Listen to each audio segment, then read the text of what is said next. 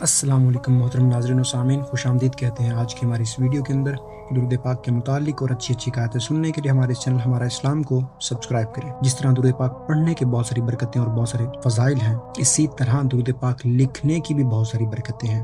اس ضمن میں ایک لکھنؤ کا ایک واقعہ ہے کہ اور یہ کتاب زاد السعید کے اندر مذکور ہے۔ لکھا ہوا ہے کہ لکھنؤ میں ایک کاتب تھا، اس نے ایک بیاد یعنی کہ کاپی رکھی ہوئی تھی، اور اس کی عادت تھی کہ صبح کے وقت جب وہ کتابت شروع کرتا تو سب سے پہلے اس کاپی پر درود پاک لکھ لیتا۔ جب اس کا آخری وقت آیا تو گھبرا کر کہنے لگا، دیکھیے وہاں جا کر کیا ہوتا ہے، یعنی کہ محشر میں، قبر میں جا کر دیکھیے کیا ہوتا ہے۔ اتنے میں ایک مست مجذوب آیا اور اس جگہ آن پہنچا اور فرمانے لگے، بابا کیوں گھبراتے ہو؟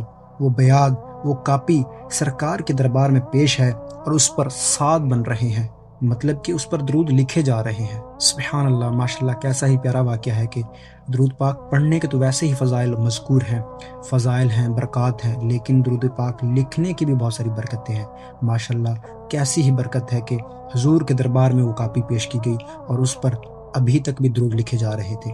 اللہ تبارک و تعالیٰ سے دعا ہے کہ ہمیں بھی حضور اکرم نور مجسم صلی اللہ علیہ وآلہ وسلم پر درود پاک پڑھنے کی استقامت عطا فرمائے۔ اچھی آیتیں سننے کے لیے ہمارے چینل کو سبسکرائب کریں، ویڈیو کو لائک اینڈ شیئر کریں، کمنٹ بلو میں اپنی رائے دینا نہ بھولیے گا۔ جزاکم اللہ خیرا و احسن الجزا۔